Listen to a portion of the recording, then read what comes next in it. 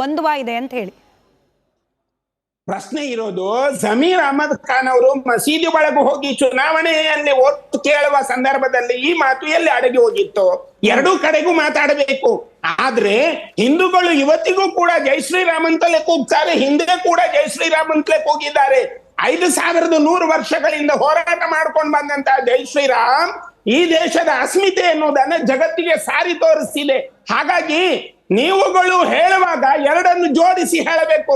ಒಂದೇ ಕಡೆ ಜೈ ಶ್ರೀರಾಮ್ ಅಲ್ಲ, ಅಲ್ಲಾಹು ಅಕ್ಬರ್ ಅಂತ ಹೇಳಿ ಚೂರಿ ಇವಾಗ ಆ ಸನ್ನಿವೇಶದಲ್ಲೂ ನೀವು ಮಾಬ್ ಲಿಂಚಿಂಗ್ ಅಂತ ಏನು ನೀವು ಹೇಳಿದ್ರಲ್ಲ, ಆ ಸನ್ನಿವೇಶವನ್ನು ನೀವು ಗುರುತರವಾಗಿ ಹೇಳ್ಕೋಬೇಕು. ಇದು ಮಹಾರಾಷ್ಟ್ರದಲ್ಲಿ ನಡೆದಿರೋದು.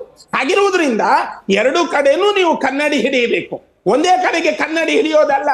ಮಾತುಗಳು ಹೆಂಗಿರ್ಬೇಕು ಅಂದ್ರೆ ನಿಮ್ಮನ್ನು ನೀವು ಸಮರ್ಥಿಸಿ. ನನ್ಗೂ ಕೆಲಸ ಮಾಡಕ್ ಬಿಡಿ ರಜಾಕ್ ಅವರೇ, ನನ್ಗೂ ಕೆಲಸ ಮಾಡಕ್ ಬಿಡಿ. ಪ್ರಶ್ನೆ ಕೇಳ್ತೀನಿ ನಾನು. ಸ್ವಾಮೀಜಿ ಪ್ರಶ್ನೆ ಸಮೀವುಲ್ಲಾ ಸರ್ ಮಾತನಾಡುವಾಗ ಹೇಳಿದ್ರು ನೋಡಿ, ಯಾವಾಗ ಒಂದು ಪಕ್ಷದ ಪೇಟೆಂಟ್ ಅನ್ನೋ ರೀತಿಯಲ್ಲಿ ವರ್ತನೆ ಮಾಡ್ಬಿಡ್ತಾರಲ್ಲ, ಈಗ ಜೈ ಶ್ರೀರಾಮ್ ಅಂದ್ರೆ ಅದು ಬಿಜೆಪಿಗರು, ಈಗ ರಾಜು ಕಾಗೆ ಅವ್ರ ಮಾತಿನ ಅರ್ಥ ಅದೇ ಇತ್ತಂತೆ. ರಜಾಕ್ ಅವ್ರಿಗೆ ಸ್ವಲ್ಪ ಮುಂಚಿಂದ ಎಕ್ಸ್ಪ್ಲೈನ್ ಮಾಡ್ತಾ ಇದ್ರು.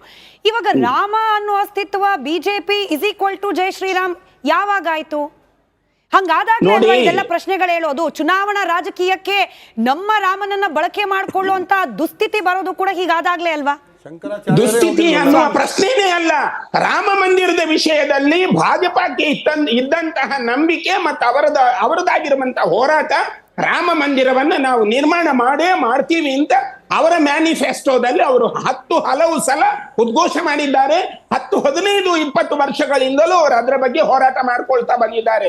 ಸನ್ಮಾನ್ಯ ಈ ದೇಶದ ಉಕ್ಕಿನ ಮನುಷ್ಯ ಸನ್ಮಾನ್ಯ ಅಡ್ವಾಣಿ ಅವರು ಆ ಬಗ್ಗೆ ಒಂದು ರಥಯಾತ್ರೆಯನ್ನೇ ಮಾಡಿದ್ದಾರೆ. ಇದು ಒಬ್ಬ ಭಾಜಪದ ನಾಯಕ ಮಾಡಿರುವಂತಹ ರಥಯಾತ್ರೆ, ಒಬ್ಬ ರಾಜಕಾರಣಿ ಮಾಡಿರುವಂತ.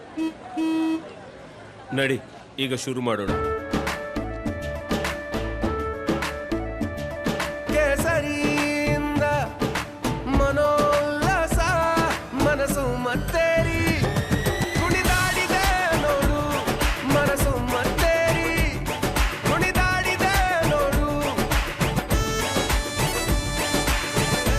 ಕ್ಷಣ ಕ್ಷಣವೂ ಆಚರಿಸಿ ಕೇಸರಿ ಹಬ್ಬ. ವಿಮಲ್ ಬಾಯಲ್ಲಿ ಹೇಳಿ ಕೇಸರಿ ರಥಯಾತ್ರೆ. ಹಾಗಾಗಿ ನಾವು ಹೇಳ್ತಾ ಇರೋದು, ಈಗ ಸಮೀವುಲ್ಲಾ ಇವ್ರು ಏನು ಹೇಳಿದ್ರಲ್ಲ, ಪತ್ರಕರ್ತರು ಏನು ಹೇಳಿದ್ರಲ್ಲ, ಧರ್ಮದ ಒಳಗೆ ರಾಜಕಾರಣ ಇರಬಾರದು ಅನ್ನೋದು ಎಷ್ಟು ಸತ್ಯನೋ, ರಾಜಕಾರಣದ ಒಳಗೆ ಧರ್ಮ ಇರಬೇಕು ಅನ್ನುವ ದೃಷ್ಟಿನೂ ಅಷ್ಟೇ ಸತ್ಯ.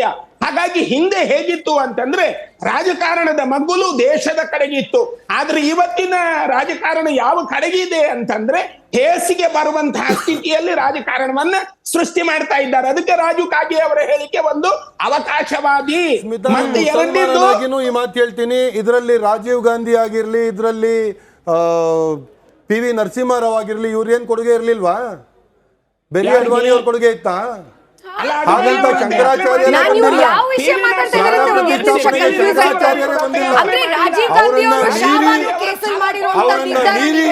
ಒಬ್ಬ ರಾಜಕೀಯ ಪಕ್ಷದ ನಾಯಕ ಶಂಕರಾಚಾರ್ಯರಿಂದಲೂ ಮೇಲೆ ಪೊಸಿಷನ್ ಕೊಟ್ಟಾಯ್ತು. ಚಿಂತಕರು ರಾಜೀವ್ ಗಾಂಧಿ ಅವರಿಗೆ ರಾಮನ ಮಂದಿರದ ಬಗ್ಗೆ ಕ್ರೆಡಿಟ್ ಕೊಡ್ತಾ ಇದ್ದಾರೆ. ಅಂದ್ರೆ ನೀವು ಶಾಬಾನು ಬಗ್ಗೆ ಮಾತಾಡ್ತಾ ಇದ್ದಿದ್ದು ತಾನೆ? ರಾಜೀವ್ ಗಾಂಧಿ ಅವ್ರ ಮಾತು ಬಂದಾಗ ಅರ್ಥ ಆಗ್ತಾ ಇಲ್ಲ. 2 ನಿಮಿಷ, ನಾನ್ ರಾಜಕಾರಣಿ ಸರ್, ನಾನ್ ರಾಜಕೀಯನೇ ಮಾಡೋದು. ಕೇಳಿಸ್ಕೊಳ್ಳಿ, ನೀವು ಒಂದ್ ಸ್ವಲ್ಪ ಆಚೆ ನಿಂತ್ಕೊಂಡು ನಮ್ಮ ಮೇಲೆ ಏನು ಸ್ಟೋನ್ಸ್ ಎಸಿತಿದ್ದೀರಲ್ಲ, ಯೋಚನೆ ಮಾಡಿ. ಒಂದ್ ನಿಮಿಷ ಯೋಚನೆ ಮಾಡಿ. ರಾಜೀವ್ ಗಾಂಧಿ ಅವ್ರಿಗೆ ರಾಮ ಮಂದಿರದ ಬಗ್ಗೆ ಕ್ರೆಡಿಟ್ ಕೊಡ್ಬೇಕು. ಸರ್ಕಾರ ಬಂದ್ಮೇಲೆ ಕಲ್ಲು ಎಸೆಯೋದೆಲ್ಲ ನಿಂತು ಹೋಗಿದೆ ಅಂತ ಇಲ್ಲಿ ಬಂದ್ಬಿಟ್ಟು ನೀವು ಹೇಳ್ಬಾರ್ದು. ವಿಷಯ ಮಾತಾಡಿ, ಅಲ್ಲ ಅವ್ರಿಗೆ ಅನುಮಾನ ಬಂದಿದ್ ಸಹಜ. ನೀವು ಯಾರಿಗೆ ಕ್ರೆಡಿಟ್ ಕೊಡ್ತಿದ್ದೀರಿ? ರಾಮ ಮಂದಿರದ್ದು ಇನ್ವಿಟೇಷನ್ ಬಂದ್ರು ಕೂಡ ಹೋಗದೆ ಇರೋ ಪಾರ್ಟಿಗೆ ಯಾವ್ದು ಇನ್ವಿಟೇಷನ್ ಅಂದ್ರೆ ಇವ್ರು ಯಾರು ಇನ್ವಿಟೇಷನ್ ಕೊಡಕ್ಕೆ? ದೇವಸ್ಥಾನಕ್ಕೆ ಹೋಗಕ್ಕೆ ಇನ್ವಿಟೇಷನ್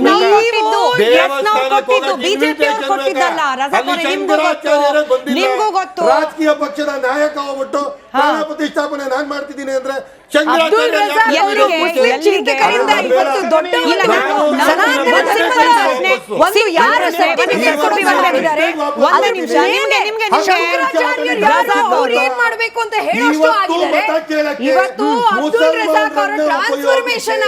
ಮುಸಲ್ಮಾನರ ವಿರುದ್ಧ ಮಾತಾಡಿ ಕಡೆ ನೀವ್ ನಾವು ಹೇಳ್ತಿರೋದು. ಹಿಂದೂಗಳಿಗೋಸ್ಕರ Perpetual victim ಕೆಟ್ಟದಾಗಿ ಗಳನ್ನ ಈ ಸುರ್ಭಿ ಅವರೇ, ನೀವು ಇದಕ್ಕೆ ಉತ್ತರ ಕೊಡಿ. ರಜಾಕ್ ಅವರೇ, ನೀವು ಉತ್ತರ ಕೊಡಿ ಇದಕ್ಕೆ. ಸ್ವಾಮೀಜಿ ಒಂದಗಳಿಗೆ ಬರ್ತೀನಿ. ಸುರ್ಭಿ ನಿಮ್ಮ ಉತ್ತರ ಬೇಕು. ಸ್ವಾಮೀಜಿ ಒಂದೇ ರಜಾಕ್ ಅವರೇ ನಿಮ್ಮ ಉತ್ತರ ಕೂಡ ಬೇಕು. ನೋಡಿ, ಟಿ ಎನ್ ರಾವ್ ಅನ್ನೋ ಒಬ್ಬ ರಾಜಕಾರಣಿ ಹೇಳ್ತಾರೆ, ನಮಗೆ ಹಿಂದೂಗಳ ಮತವೇ ಬೇಡ, ನೀವು ಮುಸಲ್ಮಾನರ ಹೆಸರು ಹೇಳಿ ವೋಟ್ ಕೇಳುತ್ತೆ ಬಿಜೆಪಿ ಅಂತಂದ್ರೆ ಇದನ್ನ ಏನಂತ ಕರಿತೀರಾ? ಹಾಗಂತ ಯತ್ನಾಳ್ ಅವ್ರು ಏನ್ ಹೇಳಿದ್ದಾರೆ? ನಾನ್ ಕೇಳಿದ ಪ್ರಶ್ನೆಗೆ ನೀವು ಟಿಟ್ ಉತ್ತರ ಫಾರ್ ಕೊಡಿ. ಟ್ಯಾಟ್ ಅಷ್ಟೇ ಇದು. ಅಂದ್ರೆ ಈ ದೇಶದಲ್ಲಿ ಕಾಂಗ್ರೆಸ್ ಹಾಗಲ್ಲ, ಹಾಗಲ್ಲ. ಕಾಂಗ್ರೆಸ್ನ ಪಾರ್ಟ್ನರ್ಸ್ ಕೂಡ ಅದು ಅವ್ರು ತಪ್ಪು. ನಿಮ್ದು ಉತ್ತರ ಬೇಕು. 30 ಸೆಕೆಂಡ್ ರಜಾಕ್. 30 ಯಾವುದೇ ಸೆಕೆಂಡ್. ಪಕ್ಷ ಆಗಿರ್ಲಿ, ನಾನು ಹೇಳೋದು ಏನು ಅಂತ ಹೇಳಿದ್ರೆ, ರಾಜಕಾರಣ ಮಾಡುವಾಗ ಈ ಧರ್ಮದವರು ನಮಗೆ ವೋಟ್ ಮಾಡಬೇಡಿ, ಈ ಧರ್ಮದವರು ನನಗೆ ವೋಟ್ ಮಾಡಿ ಅಂತ ಹೇಳಿದ್ರೆ ಈ ದೇಶ ಸೆಕ್ಯುಲರ್ ದೇಶ ಆಗಿ ಉಳಿಯೋಕೆ ಪ್ರಶ್ನೆಗೆ ಸಾಧ್ಯವೇ ಸರಿಯಾದ ಇಲ್ಲ. ಉತ್ತರ ಕೊಡೋದು ಬಿಟ್ಟು